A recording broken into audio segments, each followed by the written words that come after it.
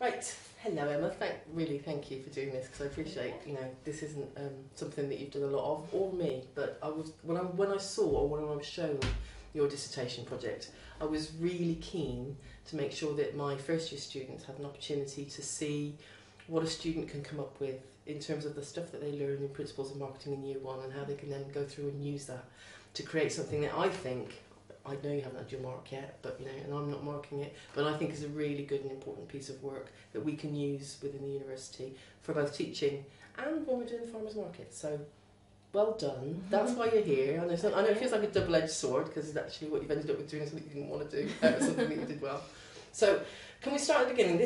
Your project was about festivals, events, that kind of stuff, and how to segment the market. So, tell me a little bit about what happened, how you discovered this was a good theme to go for, and why you saw the gap in research. Okay, so events as a whole is a relatively recent phenomenon, and has grown in the industry. For example, from the increase in farmers markets and music festivals, which are nationally and internationally, and this influenced my decision to identify the product which attracts people to an event.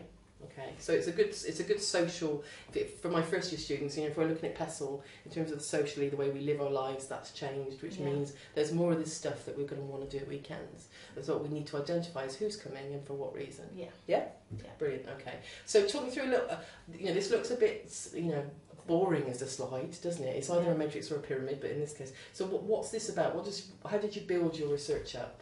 So first I looked at, in terms of the tourism and events cycle, that was looking at whether tourism instigates events or whether the events industry instigates tourism. So do events attract people to go to a place which generates tourism? The pyramidal diagram shows the different range of events. This is by Getz. He's a well-established academic within the events industry. So it's looking at mega events such as the Olympics, going down to local not-for-profit events. So there's that range, and so people are looking at models to see different ways of promoting events. Okay, and so academics are looking for the patterns, aren't they? Yeah. What's common between those and what's different between them? Brilliant. Okay, so where did you go with your research next? So then I looked at the elements contributing to the formation of festivals, as shown in this slide. It shows that visitors and residents, their behaviours, contribute to the formation, but the location is also more significant. Events used to relate to the academic calendar, but now they're looking at more the place and why people go there, looking at the interest. So it used to be a spring festival or a Christmas festival or whatever, but now they're looking at the experience you get. So like in terms of festival, there's that cultural element, so they go to a place to experience that culture. Okay, and that's certainly borne out in the Harper's Farmers Market, isn't it? It's become a thing about the place as much as the event itself. Okay, so this one looks quite complicated, but we can have a quick overview of this because you understand this better than me. Yeah, well, this diagram shows how you look at the consumer's decision-making process.